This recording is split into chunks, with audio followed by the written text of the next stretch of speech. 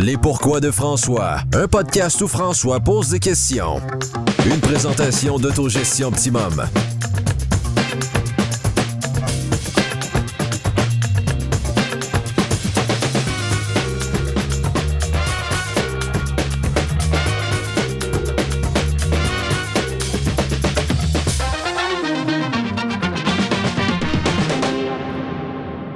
Bienvenue au podcast Les pourquoi de François.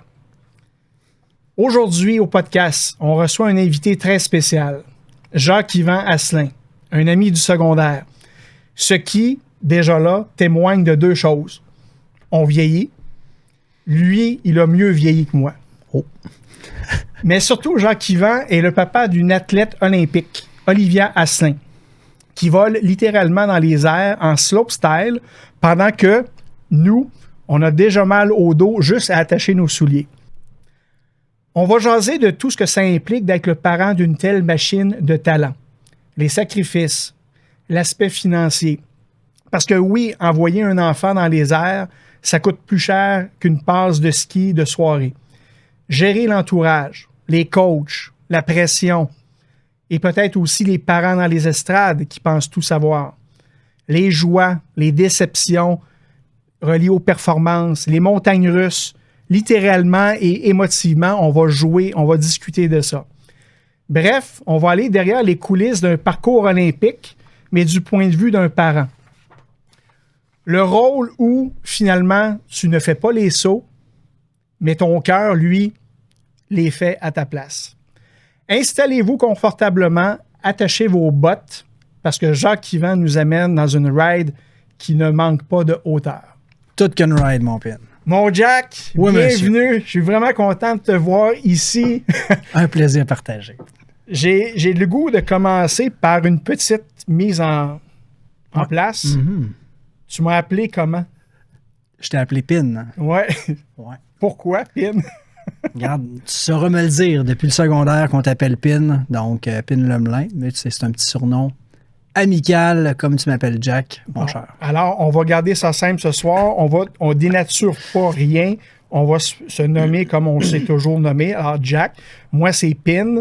Pin, pour les auditeurs qui me connaissent un peu moins, c'est la contraction du mot peanut. Quand j'étais tout petit, parce que j'étais très petit, au primaire, au secondaire, j'ai eu l'honneur de recevoir le prénom, le surnom de Peanut. Puis on a rapetissé à Pin. D'ailleurs, savais-tu qu'il y avait déjà eu un film d'horreur qui s'appelait Pin? Non, ça m'échappe dans mon répertoire. Non, c'est vrai. C'est pas une joke, là, c'est vrai. Ah, oui. Alors, il y a un film d'horreur qui s'appelait Pin. Ça a sorti, je pense, dans les années peut-être 90. Là, je me rappelle pas trop. En tout cas, c'est une petite Mais toi puis moi, mon Pin, c'est une histoire d'amour, pas une histoire d'horreur. Yes, sir! Oui, yes, sir, Jack. Yeah. Yes, sir, yes, sir, yes, sir. Hey, Jack, j'ai une première question à te poser. Ouais. Pourquoi tu as accepté mon invitation? Juste parce que c'est toi. Donc, t'es pas un journaliste, t'es un ami. Ouais. Puis, c'est pas... je dirais que c'est pas naturel de s'exposer. Tu sais, on me connaît comme quand même un tempérament extraverti un peu, mais de m'exposer, dans le fond, par rapport à cette facette-là de ma vie, c'est pas quelque chose que je recherche, ni moi, ni Geneviève, là, ma conjointe et la mère de mes enfants. Donc, on recherche pas ça, surtout pas à 3 mois des Olympiques. Tout à fait. Au moment où on enregistre le podcast, on est en fin novembre, on va aborder plusieurs choses par rapport au parcours olympique, mais vous êtes les parents de 3 athlètes de haut niveau à la maison. Ben, dans le fond, quand t'es parent, là, t'es juste parent, puis nous, on a 3 enfants. Donc, tu sais, on n'est pas parents d'athlètes olympiques, on est parents de Léonie, d'Olivia, puis de Rémi, qui ont 24, 21, puis 19 ans. Donc, à la base, c'est un angle de traitement qui est... On ne peut pas séparer ça du rôle de parent d'athlète élite ou peu importe. Fait que c'est une aventure familiale, tout ça. Ça engage tout le monde, directement ou indirectement. Fait qu'à la base. Ça a commencé comment, toute cette aventure-là de ski, parce que là, on va parler, là, pour les gens qui ne savent pas, Olivia et frères et sœurs, et même vous avez toujours gravité dans le milieu du ski. le ski alpin là, de façon générale. Oui, ben dans le fond, puis je voulais aussi te dire tantôt, Pin, que là, je parle comme parent, mais ma blonde, là, elle ne pouvait pas être là, mais j'aurais bien aimé qu'elle soit là. Parce Moi que aussi, j'aurais aimé ça, là. c'est une expérience de parent. Ouais. Je témoigne, je vais parler au jeu, là, mais je vais essayer de raisonner au nous. Mais c'est un peu notre histoire que je raconte, mais je vais amener mon point de vue là-dedans. Puis l'histoire commence, dans le fond, tout simplement, c'est une histoire de famille qui fait du ski. Comme bien des familles qui font des activités de plein air ou des activités en famille. Puis nous, on avait été skieurs les deux, Geneviève et moi. Puis on s'est dit, quelle activité familiale on a le goût de faire? C'est le ski. Puis les enfants, on les a grimpés sur des skis là, assez tôt, quand on restait à Lévis. Puis Léonie a commencé à faire du ski au centre de plein air Lévis. C'est l'équivalent de la Bosse-Mirande, mais de Sainte-Foy, mais plus à Lévis. Fait que un centre de plein air, parfait pour apprendre. Puis Olivia a aussi commencé là. Donc, les deux. Puis à un moment donné, elles devenaient les deux un petit peu trop vieilles pour ça. On a migré pas très loin, quand même à 1 heure au Lac-de-Chemin, au Mont-Rignal. Fait que après ça, on continue à les guider là-dedans, puis dans l'apprentissage. Fait que par des cours de ski, tout simplement, avec des moniteurs pour qu'ils apprennent à skier comme du monde. Qu'ils soient plus autonomes à nous suivre un peu là-dedans. Fait que, c'est familial. Puis finalement, Rémi, lui, à l'âge où il a commencé, on était au Mont-Orignal à ce moment-là. Les trois faisaient des cours. Puis à un moment donné, ça faisait quelques années, 3-4 ans qu'on était là. Puis les trois commençaient à être des bons skieurs. Tranquillement, on avait le goût peut-être de faire d'autres choses. Puis moi, j'ai skié à Stoneham toute ma vie. Fait que on avait des belles montagnes à Québec. Puis c'était même plus proche d'aller au Relais ou à Stoneham. Puis on a décidé, à un moment donné, de dire, on va migrer vers une montagne qui est à Stoneham. Puis on va aller faire du ski à Stoneham. Puis là, on fait du ski à Stoneham. Puis les enfants, ils vivent dans cet environnement-là où ils font du ski. Puis à un moment donné, ils se promènent, puis il est dans la montagne, puis ils voient des petits manteaux bleus, des petits manteaux rouges. Puis là, on leur dit, là, vous avez fait des cours, on fait du ski, mais si jamais ça vous intéresse de faire partie d'un club, dites-nous-le. Fait que, ça va être votre choix, puis vous choisirez ce que vous voulez. Fait qu'ils ont été exposés à ça, puis ça leur a tenté. Puis dans le fond, celle qui ça lui a tenté en premier, ça a été Olivia. Puis elle a fait un choix là, en fonction de ce qu'elle voyait. Des jeunes faire un petit peu plus du ski, puis d'autres s'exciter un petit peu plus dans le bois, puis avoir des fois des déguisements, parce qu'en ski acrobatique, il y avait ce genre de journée-là. Puis comme choisi, plus le côté acrobatique, puis le côté un petit peu plus atypique. Ça a été son choix, puis elle s'est lancée dans cette aventure-là. Petit à petit, là, ça a commencé à prendre de la place, à être membre d'un club de ski, faire du ski, mais c'était toujours faire du ski avec des amis, puis pour nous autres, c'était purement récréatif. Mais ça commençait là, puis Léonie faisait du ski aussi, puis Rémi aussi. Puis les trois étaient très actifs, faisaient du ski, d'autres sports. Léonie, le basketball, elle joue au soccer un petit peu. Olivia, elle joue au soccer, elle fait même du sport-études en soccer au début du secondaire, donc juste en combinant ça avec le ski. Puis Rémi, lui, il a joué au soccer, au hockey. Fait que, dans le fond, tout notre focus était orienté sur accompagner nos enfants dans la pratique du sport parce que moi, j'ai fait beaucoup de sport, puis j'étais quand même un bon sportif. On a fait beaucoup de sport, puis elle était une belle sportive. Elle était vraiment pas mal meilleure que moi, pas mal plus athlète que moi. Elle était surtout belle sportive. J'ai insisté sur le belle. Et tout à fait, et excellente aussi, toute une athlète. Donc, ça a fait un mix. Puis, on a eu des enfants qui étaient sportifs, tout simplement. Merveilleux. Puis, nous, ce qu'on voulait, c'est qu'il y ait du plaisir par le sport. On a appris, on a grandi. Ça fait partie de notre vie. Puis, ça fait encore partie de notre vie, le sport. Puis, on trouvait que c'était un mode de vie qui était sain pour nos 3 enfants. Ce qui est agréable de voir, c'est que les enfants ont fait plusieurs sports, pas un seul sport. Trop souvent, on voit des jeunes qui sont vraiment unidisciplinaires. Ils ne font qu'un seul sport pendant 24 mois par année, pratiquement, sans exagérer. Là. Tout à fait. Fait que moi, j'achète ça, j'adore beaucoup ça, cette optique-là. Ça a été un peu la même situation avec les nôtres. J'ai 2 garçons, puis on a gravité dans le sport de la même façon. Mais moi, aujourd'hui, je veux vraiment élaborer davantage. Tu sais, souvent, les athlètes de haut niveau, les athlètes comme tels qui font des compétitions, puis dans le cas d'Olivia, qui est une athlète olympique, qui s'en va aux Olympiques là, dans quelques semaines, quelques mois, il y a souvent de l'exposure sur les athlètes, mais on oublie trop souvent les parents qui sont là derrière pour... c'est vraiment cette emphase-là que je veux pouvoir regarder avec toi. Fait que je suis vraiment content que tu puisses être là. Tout ça, à quel moment dans votre histoire de skieur familial, vous vous êtes aperçu que, oh, OK, là, on a peut-être un ou une potentielle. On va parler d'Olivia en particulier, bien que Rémi aussi ait fait du ski de haut niveau.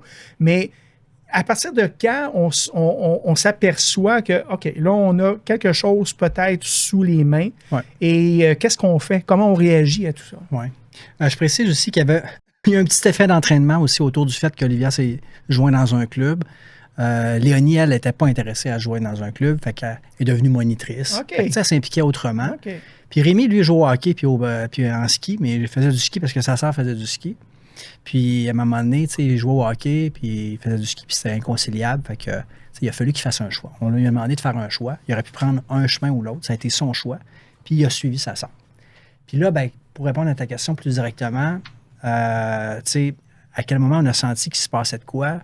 C'est sûr que les enfants étaient bons, mais il y avait plein de jeunes qui étaient bons, tout ça. Il y a des compétitions régionales, puis provinciales. Puis à un moment donné, quand Olivia avait 13 ans, elle a été invitée au championnat junior canadien qui avait lieu à Whistler. Puis bon, les championnats juniors canadiens, ben, tu as quand même une poignée de jeunes au Québec qui y vont, puis peut-être, je ne sais pas, en 10 et 15.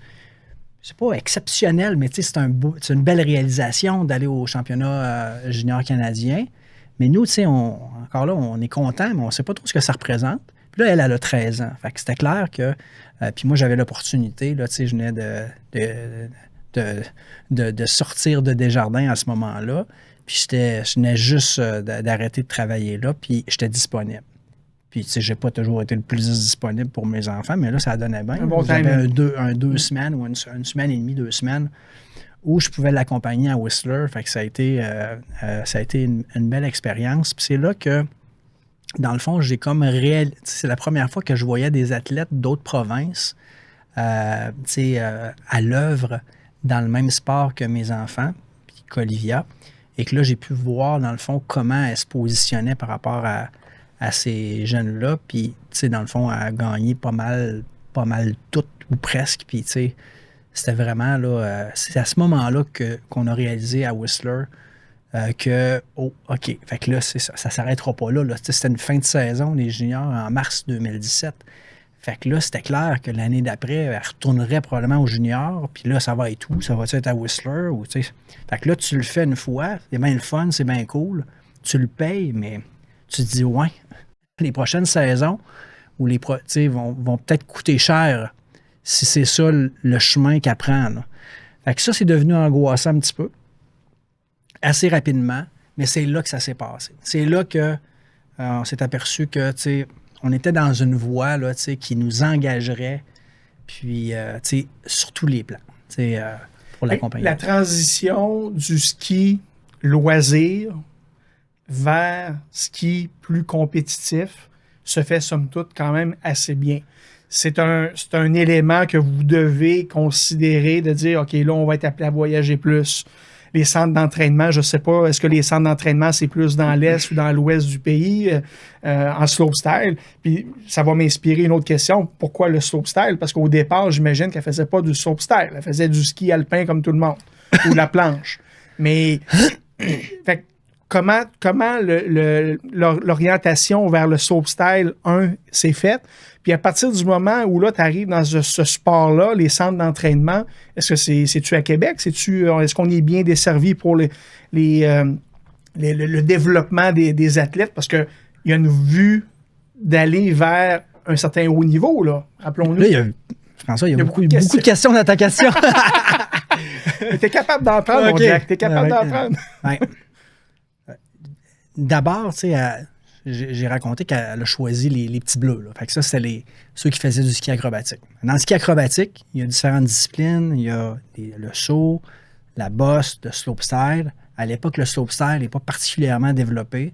Le club de ski acrobatique Stoneham, c'est le club où les frères Marquis ont grandi, ont fait leur sport. Les deux sont allés aux Olympiques. Fait que c'est sûr que la bosse, c'est comme la discipline là, qui est hot dans ce temps-là. Fait que, mais le slopestyle commence à émerger, les parcs prennent de la place, tout ça, puis c'est cool pour les gens. Fait que nous, dans le même sens que ce que tu disais, de valoriser différents sports, tout ça, puis d'expérimenter, notre réflexe, c'était pas de dire « il faut que tu choisisses une discipline. » Tu es dans le club, puis apprends à skier, écoute tes coachs, puis fais tes affaires. Puis elle a fait de toutes les disciplines. Mais elle avait du succès dans tout, en saut, en bosse, en slopestyle.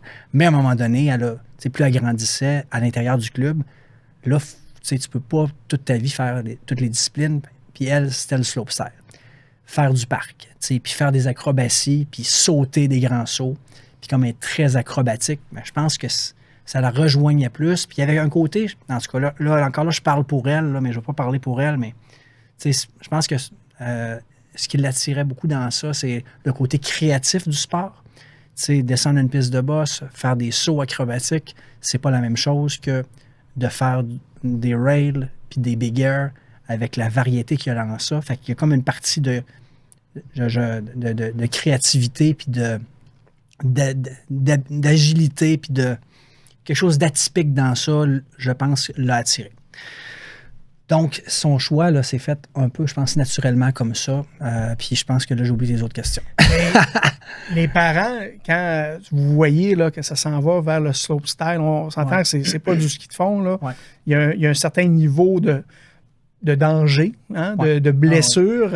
Le côté, les sauts, quand tu la vois, je ne sais pas à quelle hauteur ça peut aller, mais moi, quand je l'ai vu en compétition là, à la télé, quand tu m'avisais, Olivia est en compétition, puis je regardais ça, je me dis, voyons, ça n'a pas d'allure. Là. Et à la télé, tu sais, quand tu es à côté d'un bigger puis que tu les vois passer, là, les gars, les filles, là, c'est comme, c'est mongol. Là. Ça n'a aucun rapport.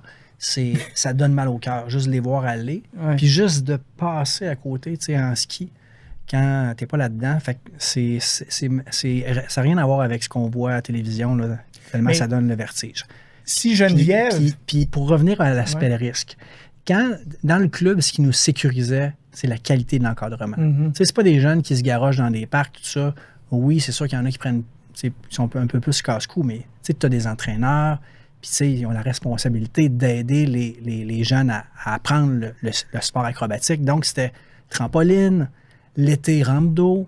Fait que là, tu tombes dans l'eau. Ça peut faire des bons flats, mais tu apprends, dans le fond, à gérer tes risques. Puis avant de faire des manœuvres sur la neige, tu vas les faire en trampoline, tu vas les faire en rampe d'eau, puis tu vas les qualifier en rampe d'eau. Donc, tu avais comme un processus d'encadrement sécuritaire pour faire en sorte que les athlètes, dans le fond, quand ils apprennent à faire des sauts inversés, puissent être en sécurité.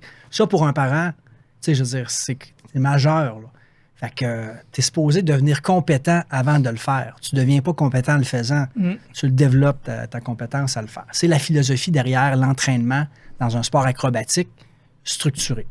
Ça, c'est intéressant. Après ça, ça demeure un sport extrême pareil. Là. Fait que tu as un coup de vent qui peut partir, une mauvaise décision. La prise de décision est toujours présente. Fait que ça, c'est sûr que ça nous habite tout le temps. Puis ça demeure un sport extrême pareil. Mais est-ce que les parents ont cherché à un moment donné à influencer? Tu sais, Olivia, Rémi, Léonie, le ski de fond? Jamais. Jamais, non, jamais. Puis, tu sais, vivre et laisser vivre. Ben, notre philosophie comme parents, c'est plus de guider. Là. C'est pas faire de choix pour eux autres. Là. Parce que si ça avait été ça, mon gars, je jouerais au hockey. Je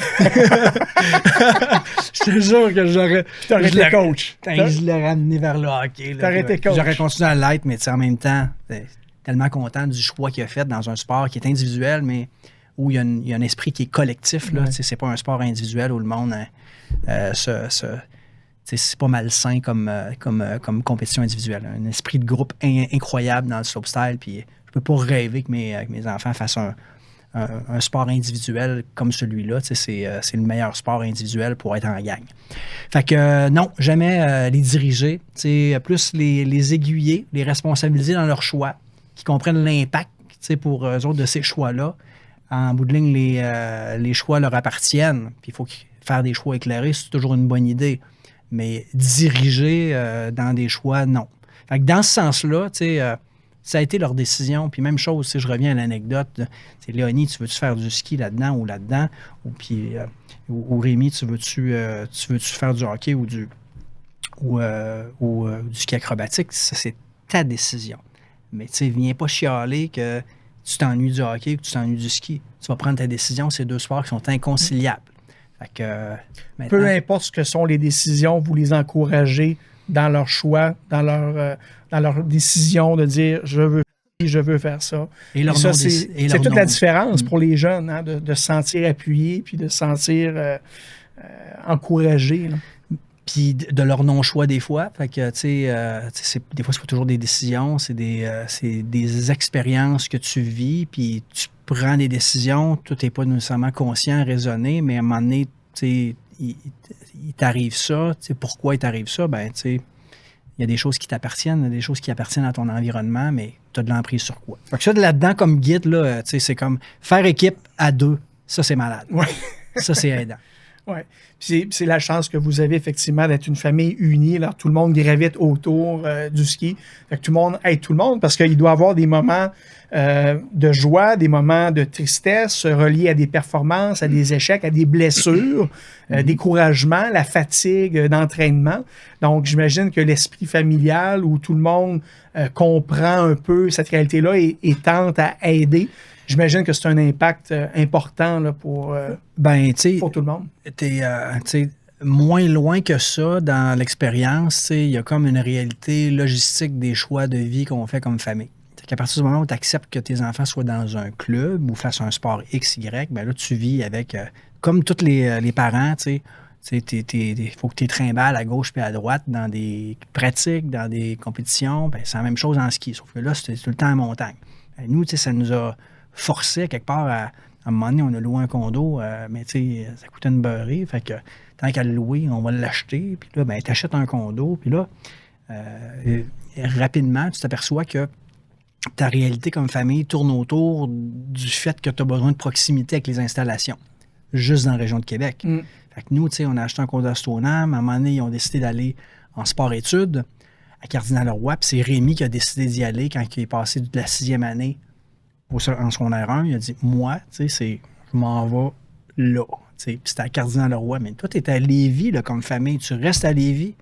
Puis lui, ben, quand je te dis, on aurait pu le guider vers d'autres choses, là, mais c'est comme, il voulait faire ça. Il avait développé sa passion pour le sport. On l'accompagne là-dedans. Léonie a fait du sport-études. Olivia était déjà en soccer-études ses 2 premières années de secondaire. Mais quand Rémi a dit, moi, je vais à Cardinal-Leroy, en free ski, ben là, Olivia a dit, ouais, mais c'est poche, mon frère, je serais même pas avec au secondaire, là. Fait qu'elle a dit, mais moi, secondaire 3, Fait que les deux se ramassent à Cardinal-Leroy. Et là, c'est plus un condo de fin de semaine à Stoneham pour être proche de la montagne, là. Ouais. C'est comme tes enfants, tous les jours, sont à Cardinal-Leroy le matin, puis l'après-midi, ben, ils se rendent à la montagne.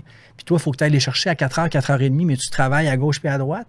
C'est l'enfer. Fait que sur le plan logistique, ça a transformé un petit peu notre vie. Ça teinte encore notre façon de fonctionner. Notre business, notre modèle d'affaires, des fois, j'utilise ça un petit peu en blague, mais notre modèle d'affaires comme couple, là, il est quand même un peu intense. Puis c'est pas tout le monde qui accepterait ça, mais nous, dans le fond, on a organisé un peu notre vie autour de ça. On a choisi de rester dans notre maison familiale à Lévis. On est toute famille de Lévis. On est attaché à notre milieu. Puis ça aura une fin à un moment donné. Mais on est encore là.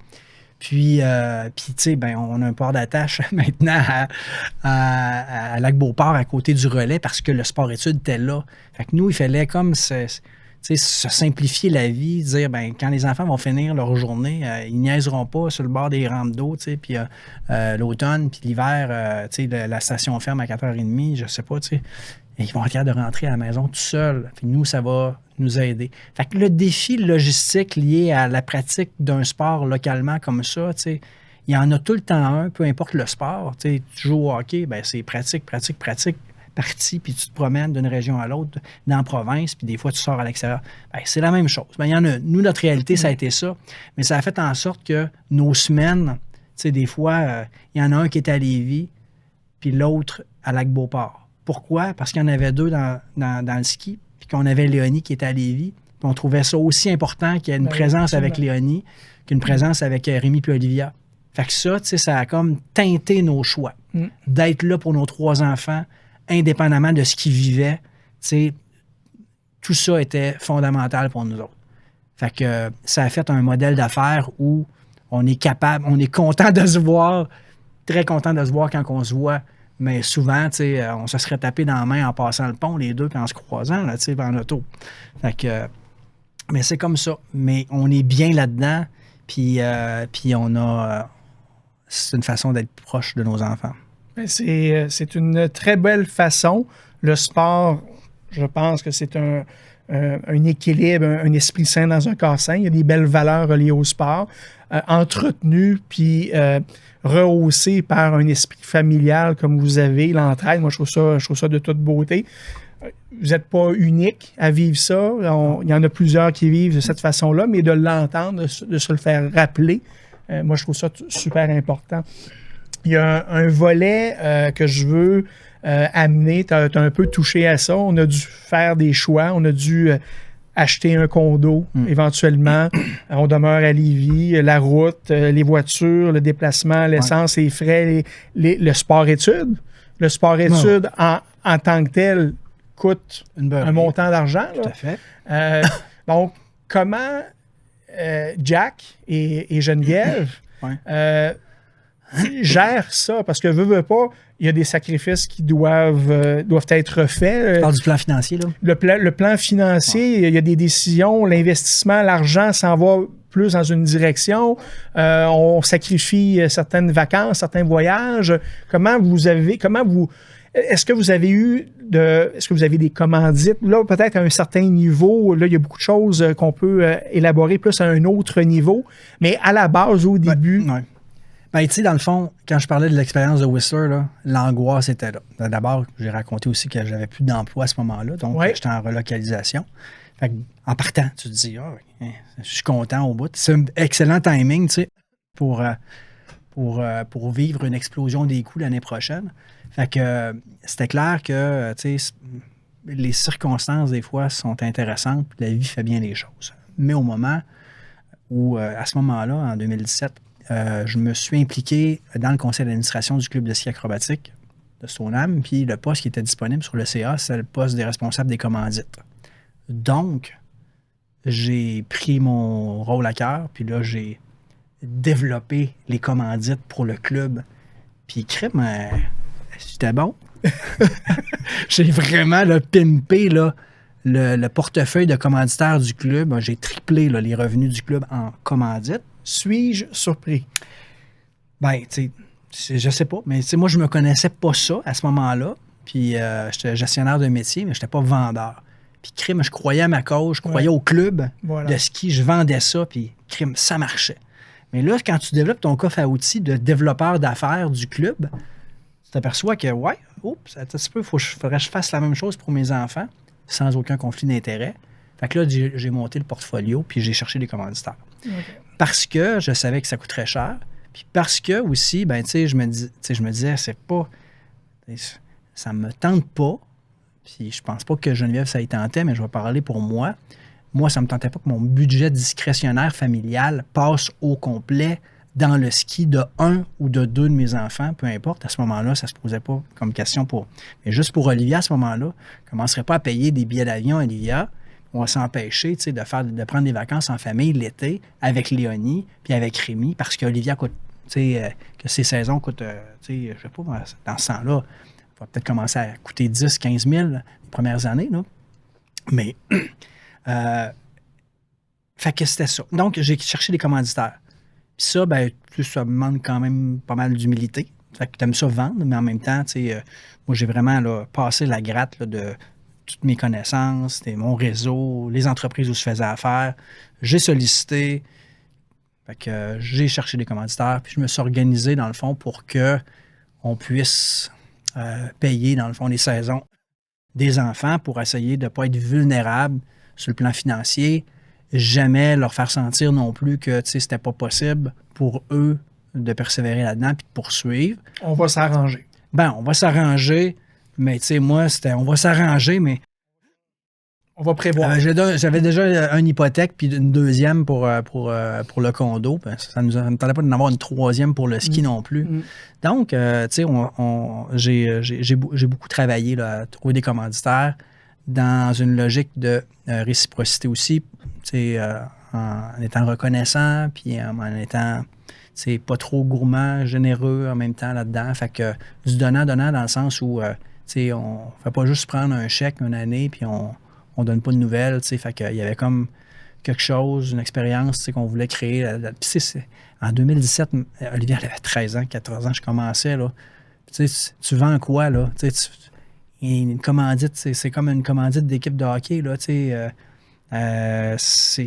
Ça apporte rien à personne. C'est pas c'est de la philanthropie pure, là.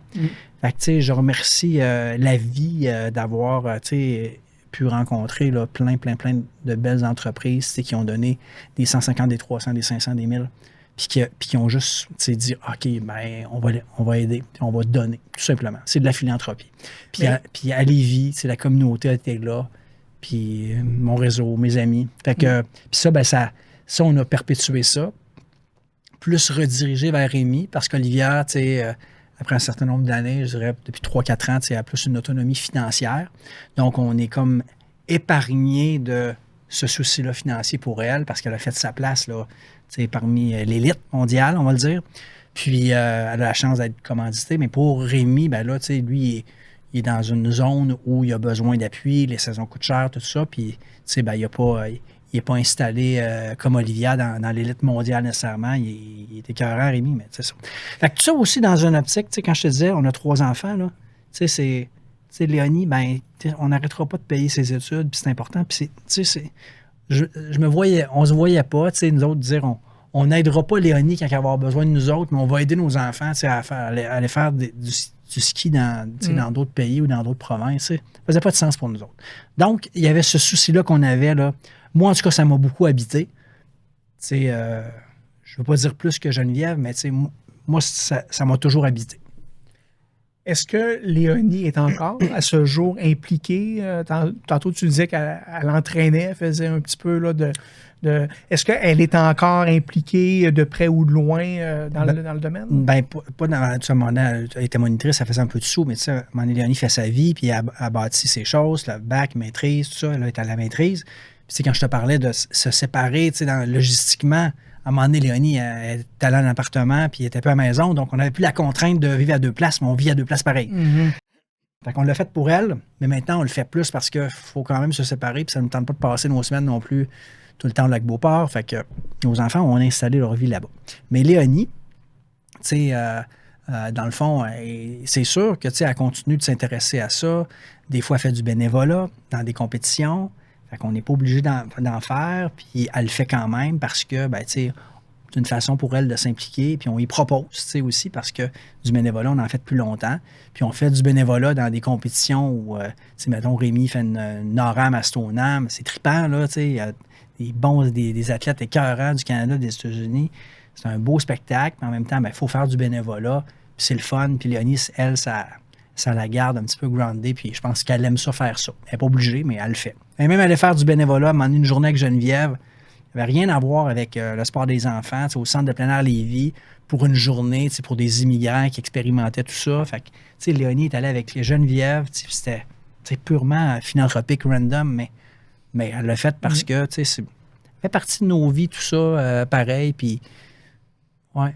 Fait qu'il y a une fierté familiale de pouvoir graviter autour de cet univers de ski-là, de participer, d'aller encourager, de suivre, de voyager. Là, on est dans une année olympique. J'ai cru comprendre que vous allez être en Italie en 2026 pour poursuivre l'histoire d'Olivia aux Olympiques, mais c'est beau de voir qu'on suit ça, on vit ça en famille. Oui, puis Léonie, ben, tu sais, ses billets d'avion, on a acheté nos billets pour l'Italie.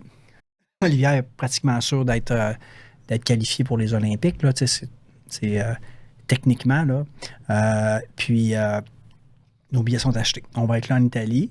Fait que tout ce qu'on espère, c'est que tout se passe bien, tout ça, sur Pour le tes plan de la santé. blessures et tout. Mais là, nos affaires sont achetées, billets, puis que ton setup est moi puis Geneviève.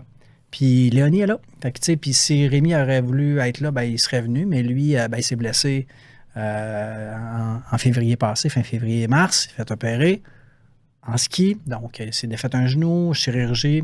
Puis là, il est en réhabilitation, puis il reprend, dans le fond, le ski en décembre. Fait que, tu sais, pour lui, là, c'était clair qu'en janvier, février, il allait être dans sa saison de ski, là, tu sais, en reprise de ski. Puis, fait qu'il va regarder ça à distance, c'est bien correct. Mais, tu sais, Léonie, elle a sa place, là. Est-ce qu'elle va pouvoir être là?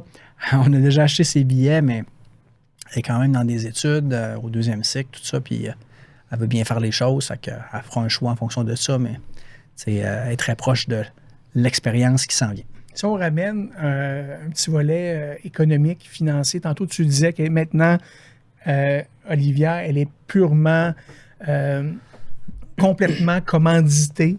Est-ce que ça défraie absolument tout là, pour ces 100% de tout son univers, de ses dépenses qui sont où vous avez encore une portion à assumer à ce niveau-là? Plus rien. Là, c'est comme professionnel. Là, c'est pas professionnel, c'est vraiment amateur. Mais comme un traitement professionnel, dans le sens, elle en retire des revenus ou à tout le moins, les dépenses sont couvertes. Puis, Quand tu es sur une équipe nationale, peu importe le sport, tu as comme une classification qu'on appelle niveau excellence, là, selon le MELS, là, le ministère des Sports. Là. Puis ça te donne accès potentiellement à des brevets d'athlètes. Donc, c'est comme des frais de subsistance là, qui peuvent varier entre 10 et 27 000 $ par année. Puis ça te permet, au moins de vivre, de t'acheter de l'épicerie, puis de mettre de l'essence dans ton auto. Fait que c'est ça. Puis tu as un crédit d'impôt de 6 000, 4 000, tout ça, puis des petites affaires à gauche puis à droite. Puis ça, ben, ça t'aide à vivre puis à avoir ton minimum de dépenses. Puis après ça, ben, si tu es bien positionné sur l'équipe nationale, tu peux avoir un petit budget de dépenses aussi. Puis après ça, ben, tu assumes le reste. Puis Olivier a la chance d'être commandité par Monster, Armada pour les skis, les vêtements, Smith, casque, lunettes. Fait que, tu sais, elle a des bons partenaires. Elle a, fait est aidée. Ça permet, ça l'assure dans le fond que, tu sais, elle est autonome. Là, pour, mais est-ce que c'est des commandites qui commanditent le programme de ski canadien ou c'est individuel? C'est individuel. C'est elle qui est commanditée. Okay. Donc, c'est elle. Est-ce qu'elle a un agent? C'est papa, l'agent? C'est Jack qui est... Papa était l'agent localement. C'est comme l'agent de Rémi, là, mais c'est quand vient le temps de négocier avec ces entreprises-là, papa est en culotte courte. Là, ben, non, mais tu sais, c'est pas mon métier non plus. Puis, c'est des gros sous. Je me trouvais bien bon localement, mais je savais m'entourer de gens qui étaient bons aussi, des graphistes, tout ça, puis des gens qui étaient compétents. C'est ma force localement, mais quand vient le temps d'avoir des contrats comme ça, là, un agent qui a eu la chance d'être approché par des agents d'Europe, fait que, qui sont dans l'industrie, là, bien raides, sont plugués partout, puis ils ont plusieurs athlètes dans leur écurie, fait que, il y avait spoté Olivia. Ils l'ont approché. Mais Ski Canada, vous direz, est-ce qu'ils vous aident un peu dans toutes ces... Freestyle Canada? Freestyle, Ski Canada... C'est la fédération, mais tu sais, comme la fédération, tu sais, c'est ça, c'est les budgets potentiellement, tout ça, puis là, ben, c'est une fédération, dans le fond. C'est comme Ski Acro Québec, mais eux, tu sais, ils chargent un prix pour être sur l'équipe, puis ils fournissent le coaching, tout ça, mais tu sais, c'est plus Sport Canada qui décerne les brevets d'athlètes. Mais avez-vous du soutien? Avez-vous du soutien de cette organisation-là pour vous dire, OK, ben là, faites attention, veillez assis à ça.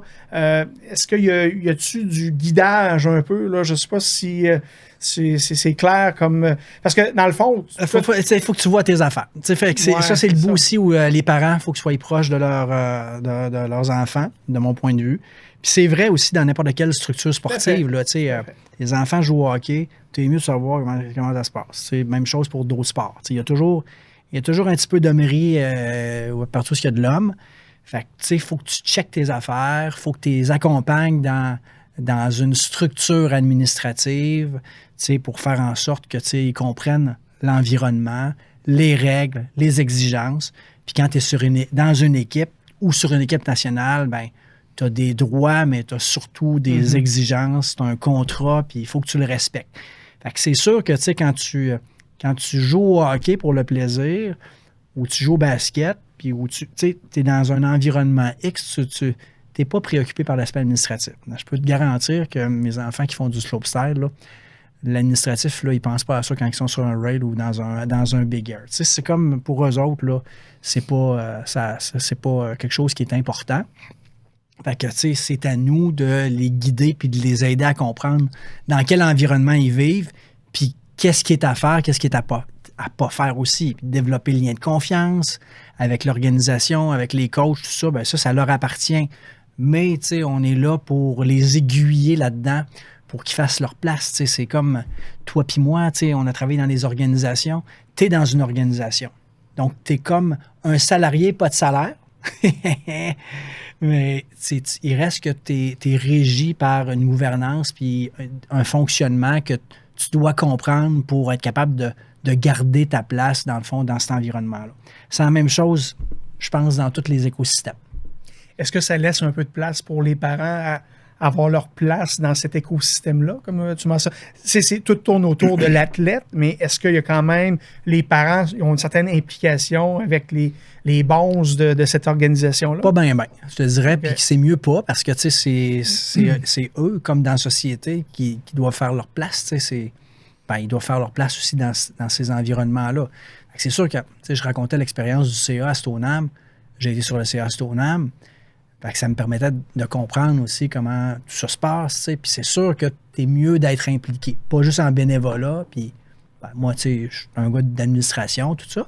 Quand nos enfants, tu sais, ont été liés à Ski Acro-Québec, la fédération provinciale, pendant plusieurs années, Olivia puis Rémi jusqu'à aujourd'hui encore. Geneviève, elle a été sur le CA de Ski Acro-Québec. Fait que tu t'impliques comme parent, tu as intérêt à t'impliquer pour comprendre comment la machine elle marche. Ben, tu le fais pas pour tes enfants, tu le fais pour t'engager, pour t'impliquer, mais après ça, tu comprends le système. C'est comme Geneviève, tu sais, elle a dit, ben moi, je veux comprendre le sport de mes enfants qui est assez complexe. Le jugement est complexe au niveau du slopestyle, du big air. Fait que c'est un sport hyper technique. Toutes les manœuvres sont différentes. Elle a décidé de faire ses cours de coach.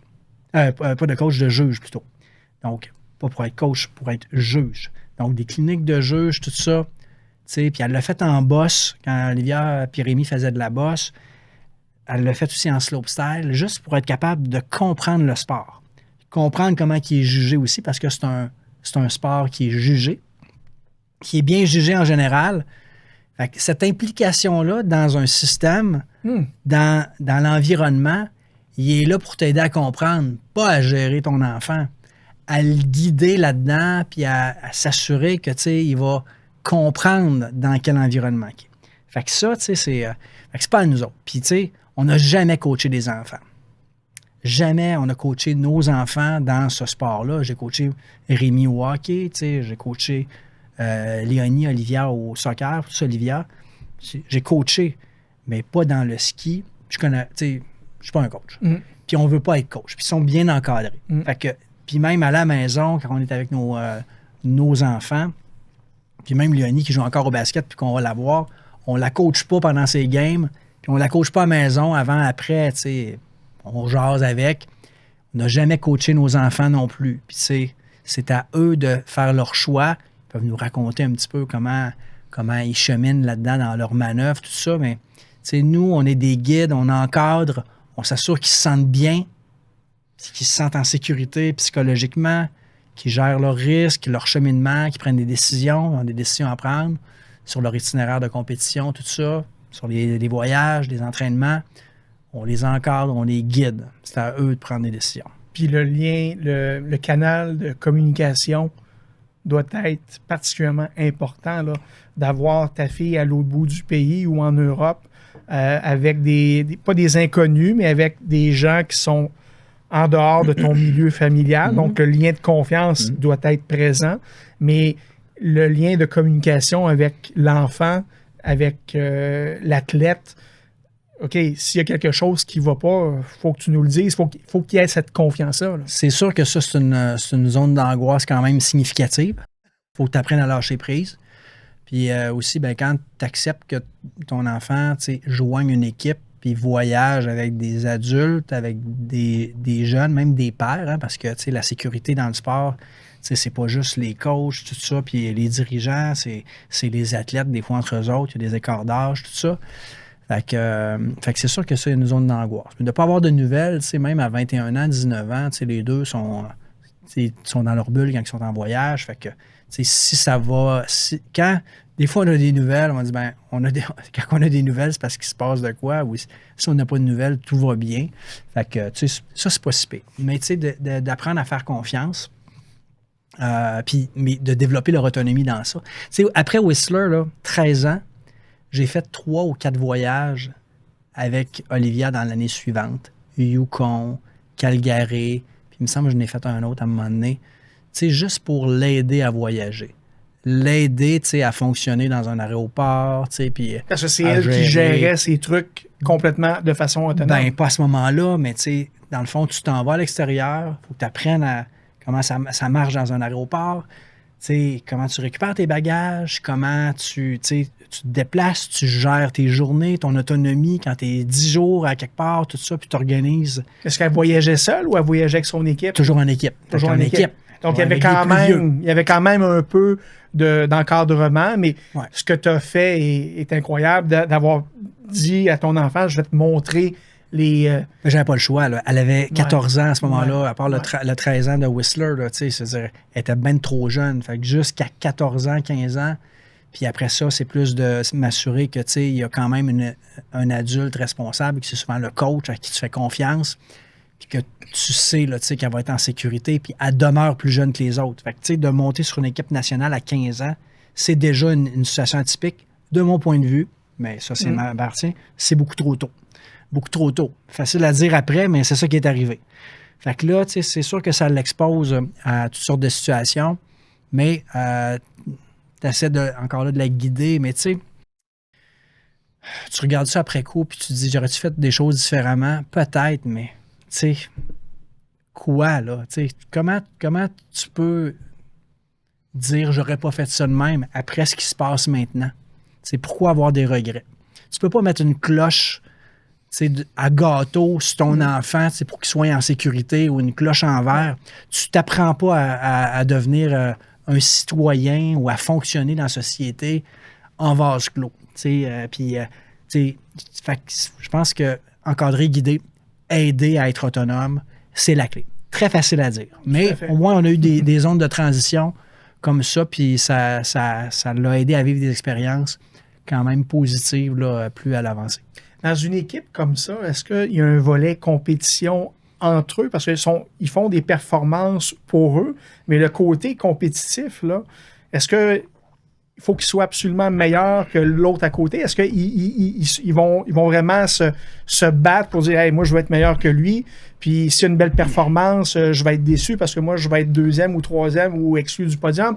C'est comment la gestion? Parce que c'est un sport individuel, certes, mais ils sont en équipe. Ouais. Donc, comment ça se gère, ça? Là, tu me parles de ça comme si j'étais un bon perdant, moi, dans la vie, puis j'avais un bon esprit sportif. Ben, je connais la réponse, mais j'aimerais t'entendre le dire. Fait que, dans le fond, non, mais quand je disais que j'étais content de voir les enfants faire du sport d'équipe, Léonie qui fait ça, puis les sports individuels qu'ils font, qu'ils ont choisis, c'est quand même des sports d'équipe. Dans ce sport-là, ils prennent des risques. Quand tu gagnes une compétition parce que tu as, comme ils diraient, sendé un truc, tu l'as sendé. Tu as comme réussi quelque chose. C'est comme. Puis dans ce sport-là aussi, des fois, tu as fréquemment des chutes. Tu essaies des trucs. Tu as une proportion importante des athlètes qui vont chuter dans une compétition. Ça fait partie de la game de chuter ou que ça aille moins bien ou de faire des erreurs techniques coûteuses. Mais quand tu enlignes une performance formidable, c'est pas comme arriver une fraction de seconde au fil d'arrivée puis j'ai rien contre n'importe quel autre sport, mais quand tu fais du sprint ou du patinage de vitesse, puis c'est la même track tout le temps, puis tu arrives premier, deuxième, troisième, tu es content pour l'autre. Mais eux autres, ils prennent des risques de se casser la gueule à chaque fois. Puis quand il y en a un qui scène le gros truc, tu as plus le goût de dire, man, malade, c'est trop hot. Bravo. Fait qu'ils sautent dans les bras, puis c'est sincère. Fait que vous les voyez, ces athlètes-là, sauter dans les bras, dans le bas. Il y en a que ça leur ressemble peut-être un petit peu moins de sauter dans les bras, puis qui ont moins le goût, puis qui le font en vivant une déception intense, parce qu'eux autres, là, ils veulent tout gagner. Mais comme, il y a moyen de vouloir tout le temps gagner, puis ils veulent tout gagner, rendu à ce niveau-là, ils ont gagné toute leur vie, ils arrivent là. Mais il y a moyen aussi d'avoir un bon esprit sportif, puis ce que j'ai jamais eu. Donc, j'ai toujours voulu gagner, mais j'ai toujours eu des désagréables, des fois dans la victoire et dans les défaites. J'admire mes enfants, de les voir, dans le fond, être capables d'être beaucoup plus zen avec les autres. Ils sont très durs envers eux-mêmes, comme n'importe quel athlète qui a le goût de gagner. Puis d'ailleurs, c'est une de nos angoisses comme parents. C'est toujours, on espère qu'ils se fassent pas mal, physiquement. 2, on espère qu'ils ne seront pas durs envers eux-mêmes. Quand ça va bien, mais c'est comme tant mieux. Quand ça va moins bien, ils se sentent-tu bien? Sont-tu déçus d'eux autres mêmes? Ils sont-tu dans le pardon de soi-même, puis ils passent-tu à travers ça? Fait que c'est sûr, c'est ça notre stress.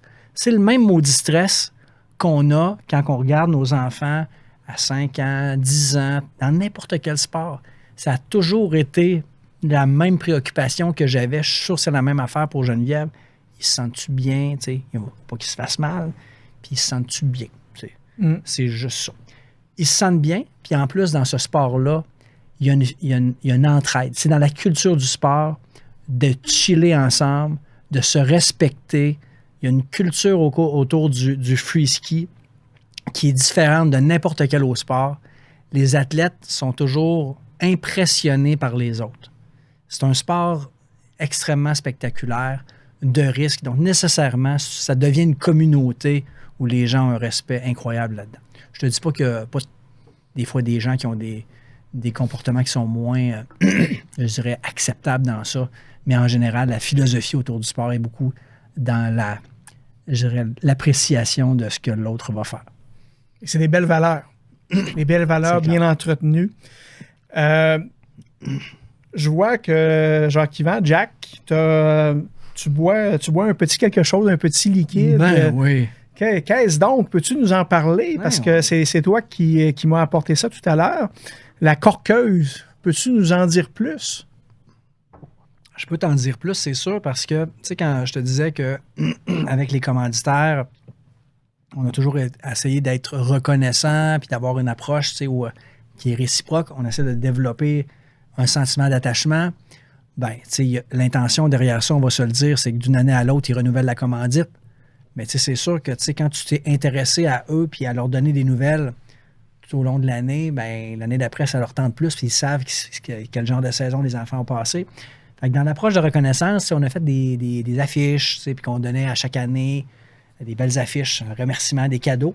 Puis à un moment donné, ben, quand tu fais le tour du concept des affiches, t'es comme tanné. Puis là, Geneviève et moi, on avait dit, hey, on devrait faire une bière, puis pour être une bière, puis on donne ça, excuse-moi, en cadeau à nos commanditaires. Fait qu'on a fait faire une bière thématique qui s'appelle la corqueuse. Le cork, c'est le seau, je dirais, très symbolique du slopestyle. Le fameux saut désaxé, là, où les skis s'entrecroisent. On le voit très bien sur la canette. C'est Rémi qui est sur la canette. Fait que, dans le fond, ben, il y a même pas 1 an et demi, on s'est dit, ben, on essaie de faire un projet spécial, puis on canne une bière. J'avais un ami graphiste, tout ça, Jack de Varenne, il fait un beau concept. La corqueuse, c'est trippant, puis graphiste. On trouve une microbrasserie, puis on dit, bon, on va promouvoir un peu la saison de Rémi, puis on a fait un événement de lancement, dans les règles de l'art avec Maltco, puis on a invité nos amis, il y avait plus qu'une centaine, vraiment du monde. C'est vraiment trippant. Puis juste pour lancer la saison de Rémi, pour souligner ça, puis on était toute la famille là, les 5, on était là pour lancer ça. Puis Cette fois-là, ben, c'était plus une rencontre qui était structurée où Malco vendait la bière, tout ça. Mais au final, on a fait faire quelques caisses, tout ça, puis on en a donné à nos commanditaires avec des verres aussi, que j'aurais dû amener d'ailleurs, c'est des verres avec le logo de la Corqueuse, tout ça. Puis ça a été le cadeau de l'année passée ou l'autre année d'avant. Un beau petit paquet cadeau avec 2-3 bières, une coupe de verre, tout ça, puis aux couleurs de Rémi. Fait que, tu sais, un geste comme ça, symboliquement, c'est fort, parce que tu te dis, ben, tu reçois ça en cadeau, tu as donné un montant, puis tu te dis, c'est cool. Ben, c'est un très beau cadeau, puis c'est surtout une belle originalité. Moi, je trouve ça, quand tu m'as fait découvrir ça il y a quelque temps, d'abord, elle est bonne, elle est excellente. Alors, ça, en partant, c'est déjà vendeur. Mais c'est un beau souvenir. La canette, moi, je suis appelé à vouloir la garder parce que ça représente quelque chose. Donc, c'est vraiment un élément. C'est une belle idée, Jack. Ben, tu sais, c'est ça. Il faut aussi quand même un peu s'amuser là-dedans. C'est un projet qui est complexe, mais tu sais, c'est pas un projet commercial. On vend pas ça dans les épiceries, puis c'est aucunement l'intention. Mais c'est plus, on s'en fait faire, on tripe. Ouais. J'en ai des caisses chez nous, puis on en a donné, puis on va en faire refaire à un moment donné, juste pour le plaisir aussi de la déguster, puis pour ceux qui en veulent, quelques amis. Est-ce que vous voulez tu veux faire d'autres brassées éventuellement? Peut-être, oui, c'est ça. On ne sait pas trop. On y va. Là, on n'est pas. Là, je te dirais que la préoccupation des prochains mois, là, c'est la prochaine année olympique. Ça va être intense. On se prépare à ça, puis on va être là-bas, puis on traversera ça, mais on ne va pas s'enfarger dans des projets très, très compliqués. Le design, le choix des couleurs, ça, c'était dessus. Est-ce que c'était. Il y a une histoire, il y a une raison de ce choix de couleur-là, ou bien c'est ton graphiste simplement? Il aurait pu mettre la couleur sépia, puis ça aurait été correct. Tout à fait. Bonne question. Il aurait pu mettre un ornithorynque aussi sur la canette. Ben, pas tant, parce que dans le fond, ça, c'est une vraie photo de Rémi qui était 60 pieds dans les airs, puis qui faisait un saut là, de 120, 130 pieds de long, parce que c'est ça un bigger, c'est 120, 130 pieds dans les airs à peu près. Fait que, non, c'est une vraie photo de lui, puis il a parti de la photo, puis tu sais, c'est un splash, là. C'est un splash de bonne broue, mon pin! Ben, merci, yes, mon sir. Jack, Colin. C'est excellent. À votre santé, tout le monde.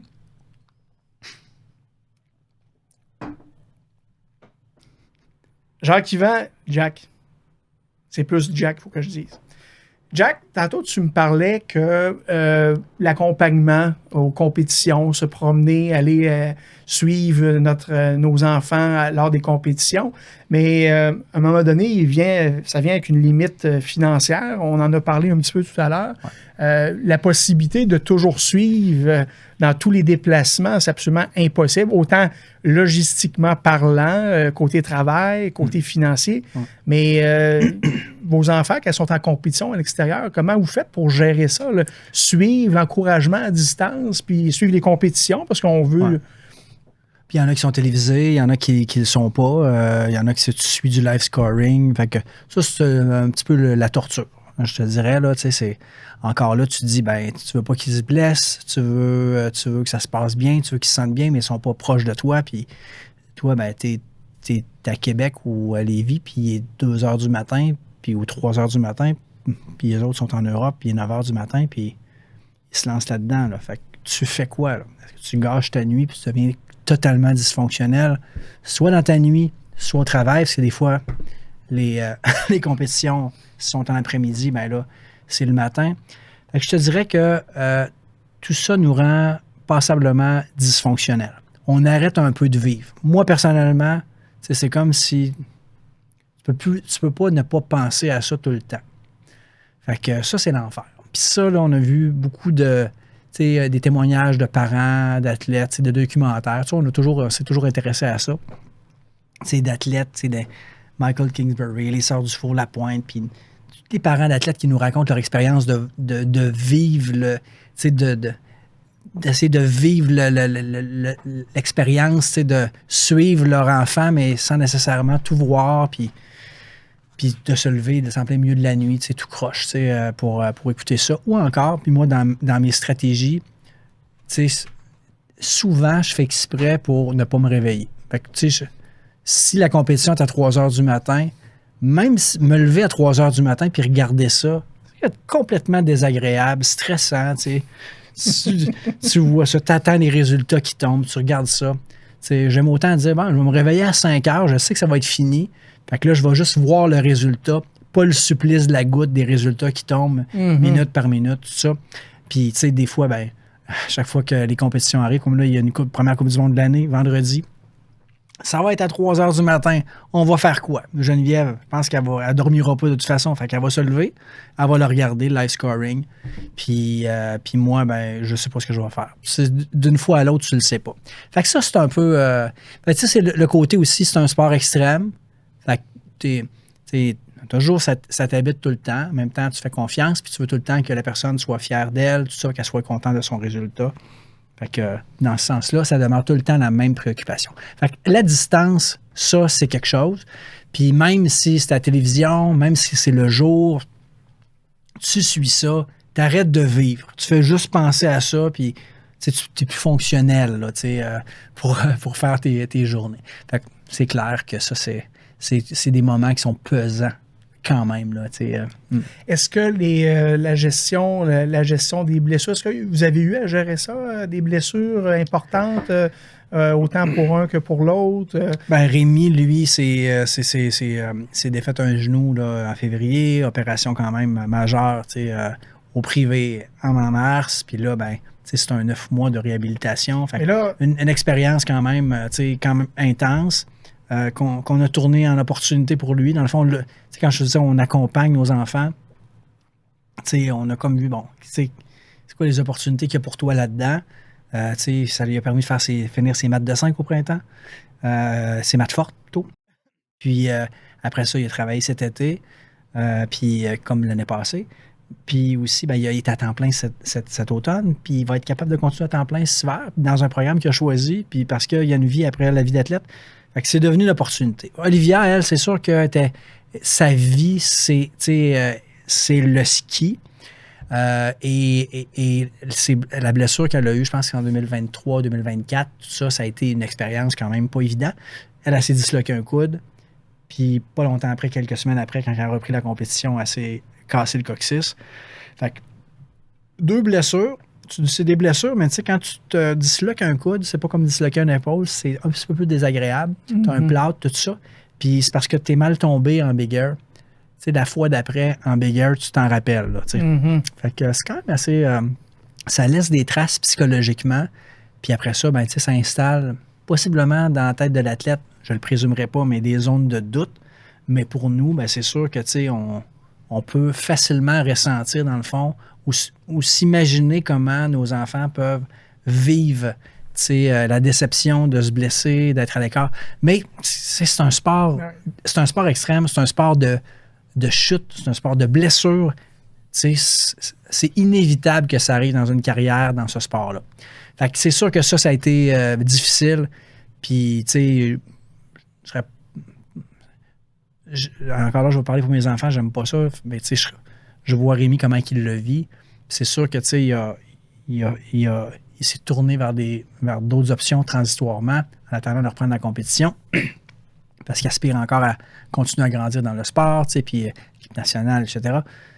Mais pour Olivia, c'est sûr qu'elle, ça a comme comprimé, ça a comme mis un stop sur sa vie d'athlète, tout ça. Puis, dans une vie qui est déjà quand même pas mal compliquée, avec un chum qui est norvégien, tout ça. Fait que, c'est comme...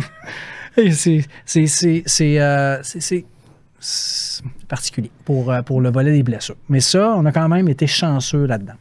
Fait que la distance, on a parlé un petit peu, puis les Olympiques en 2022, ça a quand même été... Ça, c'était le summum du... vivre quelque chose de angoissant à distance, là, c'était ça, là. Et les blessures qu'elle a vécues, qu'elle a eues, c'est pas nécessairement arrivé à Stoneham, près de chez vous, près de chez papa, chez maman. Vous étiez peut-être à l'autre bout du monde, alors que toi, tu étais en train de dormir chez vous, là. Ah, puis quand tu as l'appel, c'est comme... Quand tu as l'appel, là, tu sais, le téléphone, tu vois, puis pour Rémi, on l'a eu, là, tu sais, le coach appelle. Tu sais, quand le coach appelle, tu cries. Okay. Tu le sais, là. OK. qu'est-ce qui s'est passé. Là. Fait que le stress de ça, Mais ils on sont, l'a vécu. à leur niveau respectif, sont pris en charge complètement dans le système de la santé. Parce que tantôt, tu parlais du privé pour le Rémi, mais c'est défrayé de quelle façon, là, au privé? Là? Est-ce que c'est l'équipe? Oh, mais Rémi t'es dans le fond, dans l'équipe du Québec, tout ça, tu as accès à certains services, mais tu sais, après ça, si tu te défais un genou, il faut que tu te fasses opérer, là, tu rentres dans le pipeline, là, puis dans le milieu public. Là. Fait que OK. c'est sûr que tu pourrais 2, 3, 4 mois, 5 mois, puis que tu attends, puis OK. tu espères que ça va aller vite. Ou tu te dis, regarde, si tu veux skier l'année prochaine, on est mieux de prendre le pipeline privé. Fait qu'encore là, pression sur les coûts, tout ça. Mais regarde, c'est à quelque part, on a investi du temps pour les commanditaires avec ça, puis ça nous a aidé beaucoup là-dedans, puis ça nous a permis d'absorber le coup. Mais tu sais, puis l'équipe nationale, ils ont un médecin, ils ont des spécialistes, des physiothérapeutes, puis honnêtement, je ne sais pas si Olivier devait avoir une chirurgie, j'ai aucune idée comment ça marcherait là, pour l'équipe nationale. Mais c'est sûr que, tu sais, au Canada, Freestyle Canada, tu as plus de services que la fédération provinciale. Si on change un peu d'angle, on va focuser un peu plus sur le fait d'avoir une athlète olympique, hein, Olivia. Votre entourage familial, les amis, les proches, comment on gère ça? Olivia est une parmi les 3 enfants. Le fait qu'elle soit peut-être un peu plus accomplie sportivement, je ne sais pas si c'est le bon terme, mais elle est à un niveau où la visibilité est peut-être autre. C'est un petit nombre qui se rendent là, on va se le dire. C'est plus restreint quand même comme opportunité. Fait qu'on on réagit comment à ça? La première affaire qui nous autres, dans le fond, nous résonne toujours un peu dans les oreilles, c'est les Olympiques, là, c'est comme si pour le monde, ça prend toute la place. Mm-hmm. Puis dans la majorité des sports, le happening, c'est les Olympiques. C'est vrai aussi en slopestyle et en big air, mais quand même, dans ce sport-là, ils ont la chance d'être dans d'autres choses. C'est un peu comme, mettons, hockey, basket, il y a des ligues professionnelles, tout ça. Fait que, tout ne tourne pas autour des Olympiques, puis même des fois, ils ne sont pas là. Mais dans le fond, en slopestyle et en big air, il y a des Coupes du monde, comme dans d'autres sports amateurs, mais il y a bien des sports que le monde ne parle pas ou peu des Coupes du monde. Le monde ne suit pas ça. Les journalistes suivent peu ou pas ça. Ils connaissent peu ou pas le sport non plus. Ils rapportent les résultats, mais ils ne comprennent rien du sport. Fait que c'est pas négatif ce que j'ai là, mais quand tu suis le hockey à longueur d'année, les Canadiens, tu finis par comprendre le sport, puis tu analyses ça avec, bien différemment que quand tu reçois des résultats d'un sport, olympique comme ça. Fait que je m'en allais où avec ça? Fait juste dire que ils n'ont pas juste les Olympiques. Puis ça, c'est tannant parce que ça met plein d'attention sur l'événement aux 4 ans. Puis on oublie le 4 ans avant. C'est parce que, tu sais, Olivia, elle a des podiums en Coupe du Monde, elle a plein de top 10, elle est super constante dans ses résultats. Le monde, il n'en parle pas quand elle a fini 7e, 8e d'une Coupe du Monde, tu sais. Il en parle, là, mais je veux dire, c'est anecdotique, c'est un fait divers, tu sais. Après ça, elle a 4 médailles en X-Games. Tu sais, des X-Games, c'est qu'à chaque année, dans ce sport-là, ils ont plein d'événements, ils ont des événements privés. C'est malade ce qu'ils vivent. Fait que pour eux autres, là, tu sais, c'est du thrill à longueur d'année, les championnats du monde aux 2 ans. Fait que, tu sais, après ça, tout le monde se vire vers les Olympiques puis définissent, dans le fond, l'identité d'un athlète autour de ça. Ça devient un athlète olympique. Puis si ça va bien, ben c'est un héros. Puis si ça va moins bien, ben c'est une chance qu'il y en a d'autres qui ont gagné des médailles. Tu sais, c'est comme, à un moment donné, on peut, tu sais, c'est déjà, tu sais, un privilège et un exploit d'être là. Mais là, je raconte ça, puis je me plains, là, mais je dis, hey, putain, je me suis plaint tout le long de l'entrevue, mais tu sais, c'est comme, c'est un privilège, puis on est content, puis c'est enrichissant, mais tu sais, ça vient avec, tu sais, des responsabilités puis des défis. Fait que, mais tu sais, ce défi-là, ça, c'est gossant. Puis encore là, ben là, on se dirige vers un 2026. Tu sais, tu m'invites aujourd'hui, là, tu le sais très bien qu'il y a des Olympiques en 2026, puis que, tu sais, il y a un hype autour de ça. En 2022, il y en a eu un. Mais tu sais, notre fille, là, c'est pas juste une athlète olympique. D'abord, c'est notre enfant, comme les 3 autres. Puis on a 3 athlètes. Puis elle, ben, tu sais, elle a sa passion, c'est le ski. Puis les 3 ont leur passion, Puis c'est le ski, c'est la créativité, c'est la mode. Elle a plein de passion, Olivia. Puis elle fait sa place, elle fait son chemin là-dedans. Mais c'est pas juste une athlète olympique. Fait que, tu sais, nous autres, ce qu'on veut pas, c'est que sa performance en février 2026 la définisse son athlète puis dise ça a été ça la carrière d'Olivia Asselin.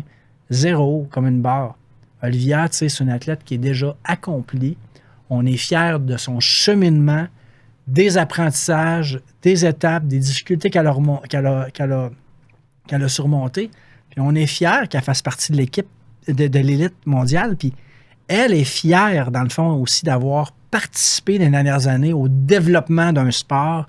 Puis ces filles-là, c'est incroyable. C'est des athlètes incroyables. Ils vivent ça ensemble. Fait que, tu sais, les Olympiques, là, je dis ça, mais là, on comprend très, très bien qu'il y a des millions de personnes qui vont regarder ces événements-là. Puis en 2022, c'était mongol. Je pense que c'est les Olympiques qui ont été les plus médiatisés, regardés. Un, c'est en Chine, puis il y a des millions de personnes dans le bassin de ce pays-là, notamment. Puis en plus, c'était la COVID. Fait que le monde n'avait rien d'autre à faire, confiné, que d'écouter la TV. Je pense qu'il y avait bien plus de monde qui regardait ces Olympiques-là, qui ont regardé les Olympiques de Paris. Encore là, c'était comme un focus incroyable. C'était innocent, la quantité de monde qui ont regardé ces compétitions-là quand tu vas regarder les codes d'écoute. Puis, en plus, ça a été 2022, un petit peu un angoisse là, épouvantable pour l'être humain en général.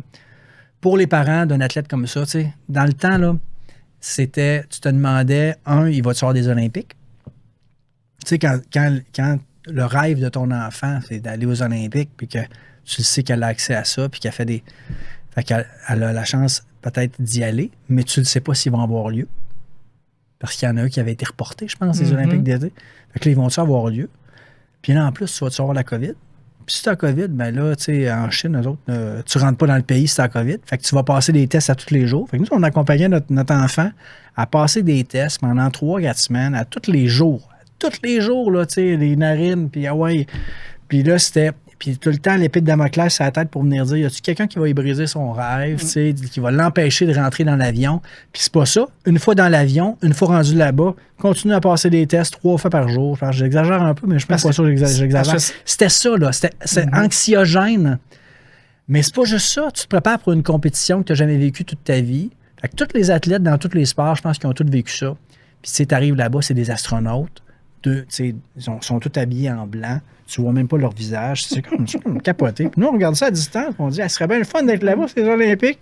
Mais tu sais, il n'y a pas de spectateurs. Fait que vivre ça, puis là, je le raconte maintenant, mais dans le temps, c'est comme si on était dans la pandémie, on vivait ça, puis on se disait, c'est bien le fun d'aller aux Olympiques, mais c'est complètement farfelu comme scénario, tu sais, de vie puis de société, de voir, dans le fond, des athlètes être exposés à ça. Puis, je le répète, pas juste Olivia, tous les athlètes olympiques, très grande pression psychologique, puis tu arrives là-bas, puis il faut que tu sois à ton top, puis crime.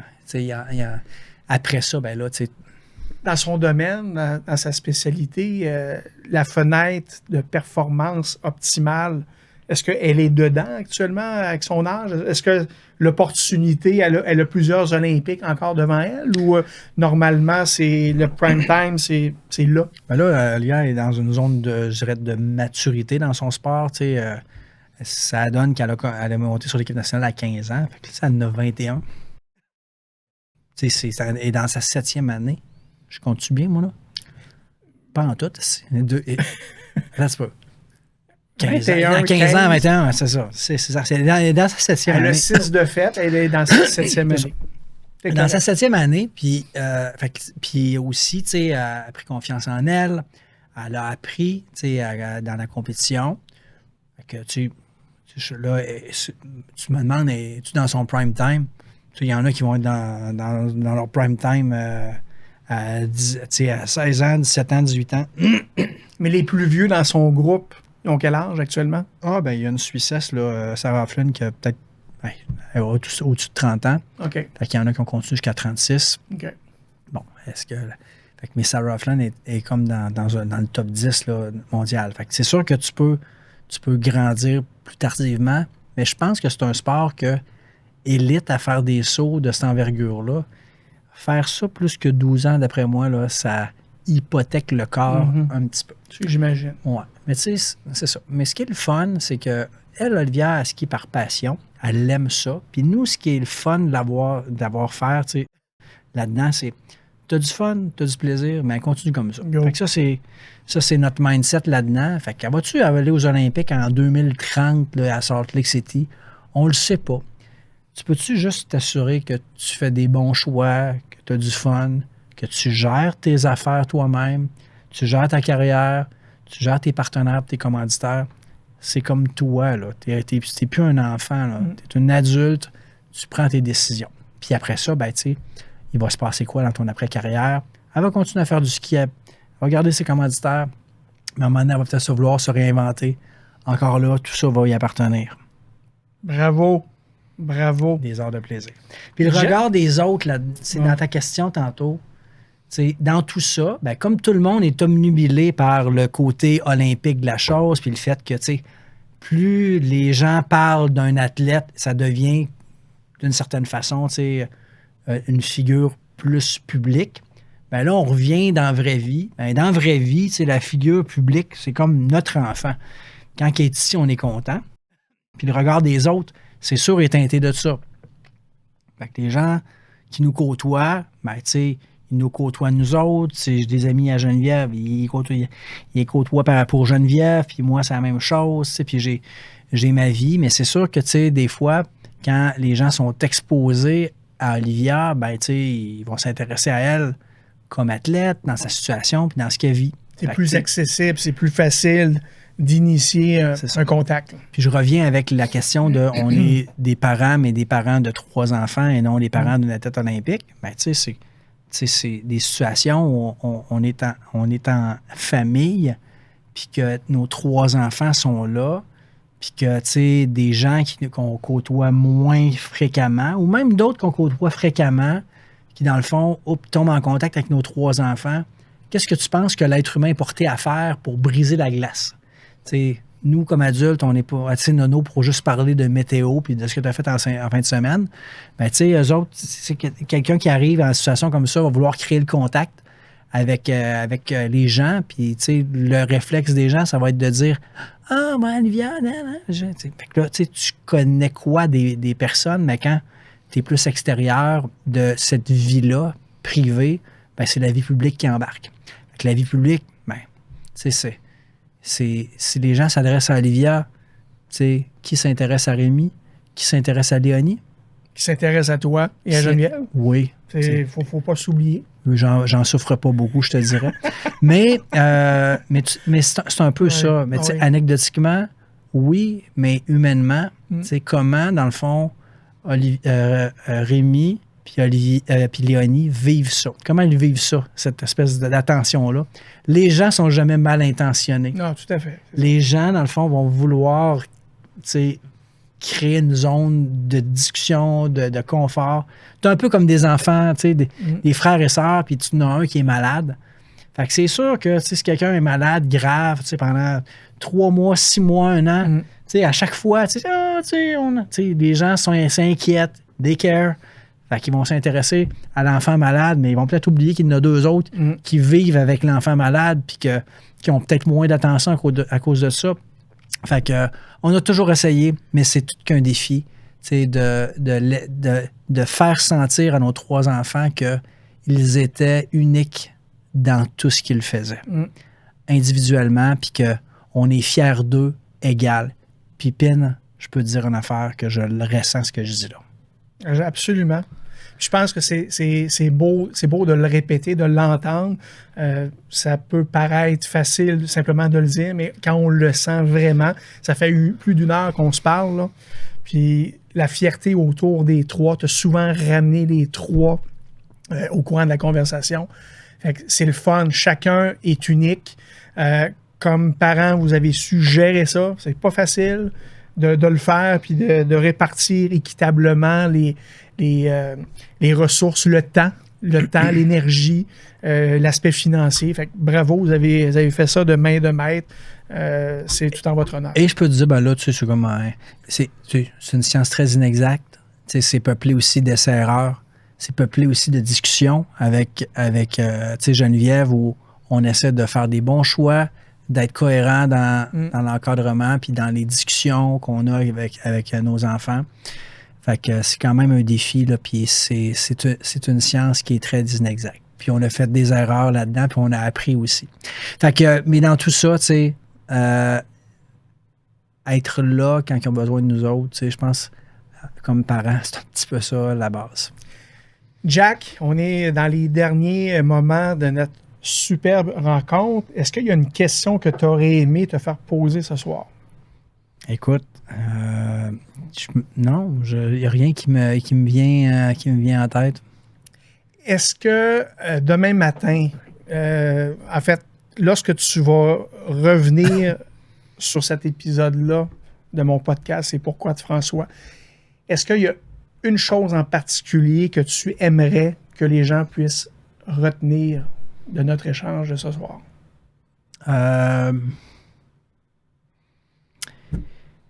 Ben, tu sais,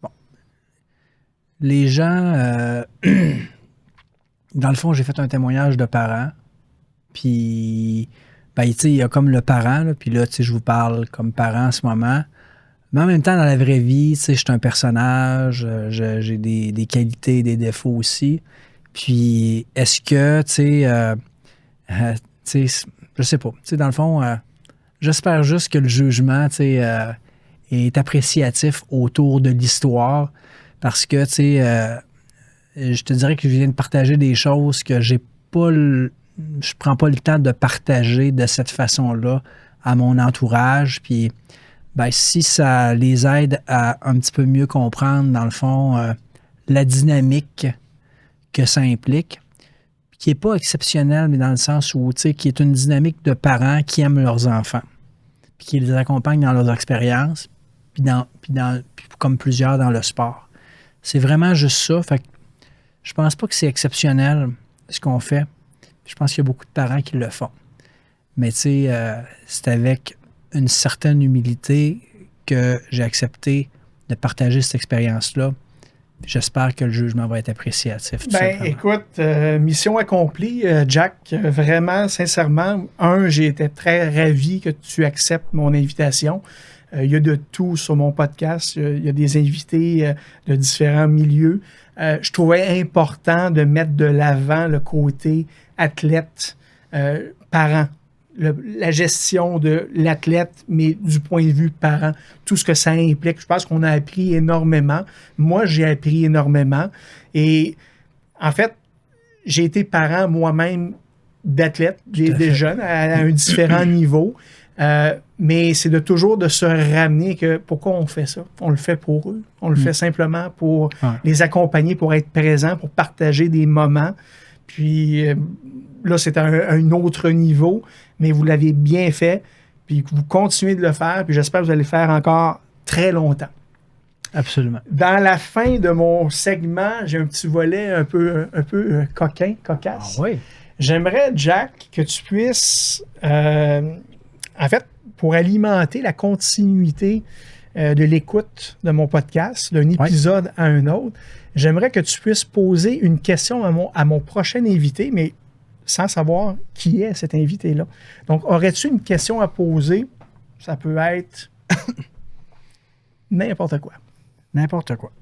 Ben, je te dirais, dans le fond, la seule simple curiosité, c'est quelle est ton histoire avec notre PIN? Oh! On frappe fort, là. OK. On frappe fort. Parce qu'on n'a pas beaucoup parlé de notre histoire. Non, c'était pas le but. C'était pas le but, Ouais. mais en même temps, tu sais, J'adore. Je suis reconnaissant qu'on soit encore en contact. Je veux dire, on s'est connus au secondaire, mais on n'était pas les meilleurs amis au secondaire. Non. Ni les meilleurs. Tu sais, on n'était pas des ennemis, mais je veux dire, c'est anecdotique, mais tu sais. On avait des gangs différentes. Tout à fait. Puis, tu sais, les choses ont fait en sorte qu'on s'est recroisés, qu'on a développé un lien, une confiance, qu'on a appris à se connaître comme personne puis à s'apprécier.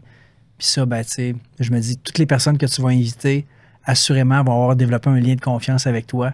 Quelle est leur histoire? Merveilleux. J'adore. Écoute, ça va être un plaisir de noter cette question-là. Puis j'aurais un petit défi que j'aimerais que tu puisses me faire, il y a toujours la fameuse question du mot. J'aimerais ça que tu me proposes un mot que je devrais obligatoirement installer dans ma prochaine rencontre. Comme ornithorynque, là? Comme ornithorynque et sépia. J'avais 2 invités la dernière fois, puis j'ai eu... c'était quand même assez... en tout cas, c'était pas facile, mais écoute, j'ai fait du mieux que j'ai pu pour placer ornithorynque. Sépia, c'était un petit peu plus facile de ce côté-là, mais... as-tu un mot? Puis là, j'ai quasiment peur. J'ai quasiment peur de te demander. Mais en fait, vas-y avec ton mot, mais j'ai une petite idée de ce que tu vas me dire comme mot. Si je te connais bien, je pense que tu vas aller exactement sur ce mot-là, mais je te laisse. Ça me surprendrait que j'aille là. Mais non, mais je te dirais, un bon fan de RBO, puis on a trippé là-dessus. Nabucodonosor, roi de Babylone. Aïe, aïe, aïe, OK. Bon, d'abord, il va falloir que je me rappelle comment le dire. Nabucodonosor, roi de Babylone. OK. C'est donc, Jack, puis on va terminer là-dessus, mais j'aurais pensé que tu me garocherais le mot oralien. Ah. T'en as pas parlé, t'as pas fait aucune mention des oraliens. Non, tout à fait. Ce qu'il faut savoir... Les Oraliens, c'est ton équipe hockey depuis 95. Donc, 30 à l'université pour lequel j'ai eu la chance d'évoluer. Yes. Je voulais faire ce petit parallèle-là pour le dire parce que tu n'en as même pas parlé. Je me suis dit, Colin, il est peut-être gêné, il est peut-être... Alors, les Oraliens...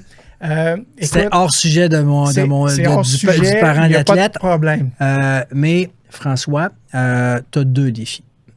Celui que je t'ai lancé tantôt, et on ajoute à ça Oralien puisque tu l'as mis sur la table. Donc, ça t'appartient, Oralien et Nabucodonosor, roi de Babylone. D'accord. Je te souhaite bonne chance, mon cher. Merci, mon cher. Est-ce que tu vas être à l'écoute des prochains épisodes? Sans aucun doute. Est-ce que tu vas être à l'écoute de toute ma saison, de tous mes épisodes? Est-ce que tu vas aller suivre ça, regarder sur Spotify, Apple Balado, sur YouTube? Est-ce que je peux compter sur toi? Mais pourquoi, François? Tu voudrais que je... Parce que je veux que tu sois témoin de mon plaisir que j'ai à tous les jours, à chaque rencontre. Mais sans aucun doute, François, tu le sais très, très bien. Jack, un plaisir. Yes, merci sir. beaucoup. Salutations à mademoiselle. Salutations à Geneviève. Madame Asselin. Moreau. Portez-vous bien. Bonne saison. On va vous suivre. Tout le monde, vous pouvez suivre les aventures d'Olivière cette année olympique parce qu'il va falloir quand même le mentionner. Page Facebook, site web. Olivière, Rémi, là, ils ont chacun leur aussi. plateforme. C'est page Facebook, Instagram, puis d'athlètes. Facebook d'athlètes, puis Instagram, un petit peu plus fun sur Instagram. S'il y a des commanditaires qui veulent se manifester, est-ce que c'est toujours quelque chose qui est possible? Gênez-vous pas. Ça se pourrait. C'est Rémi, dans le fond. Et ça, c'est Rémi a encore besoin d'aide. On est bien entouré, puis on est sur un élan, puis on n'est pas à la même place non plus qu'en 2017, Pin. Fait que, tu sais, je dirais, j'ai rendu à 52 ans. Là, tu viens de dire mon âge, là. Tu t'en rends pas compte? Oui, c'est ça. Mais tu sais, j'étais pas là en 2017 non plus. Fait que, tu sais, on continue à trouver de l'aide pour Rémi. Le cheminement est long. Si Rémi se rend aux Olympiques, tu sais, puis il continue à gagner, à vivre son expérience d'athlète. On pense qu'il y a tout ce qu'il faut pour le faire, mais tu sais, c'est une odyssée là, longue et coûteuse pour un athlète avant de réussir à être autonome. Fait qu'on ne lâchera pas le morceau là-dessus. D'un autre côté, le niveau de stress n'est plus ce qui était. Mais s'il y en a qui insistent pour s'associer à une expérience, tu sais, je dirais, de vie d'un athlète, puis de l'accompagner dans son rêve, il y a bien des commanditaires qui ont accepté de commanditer Olivier en 2017 puis qui n'avaient aucune idée, dans le fond. Tu te dis, elle veut aller aux Olympiques. Ben oui, comme tout le monde. C'était quoi les chances qu'elle y aille? Elle est allée, puis c'est le fun de la suivre. Fait que ces gens-là, aujourd'hui, ils considèrent qu'ils ont bâti un rêve. Fait que s'il y en a qui veulent bâtir le rêve de Rémi, no problemo. C'est noté, mon Jack. Fait que merci pour la belle rencontre, ta générosité, puis à la prochaine. Yes, sir. Yes, Pin. Yes, sir.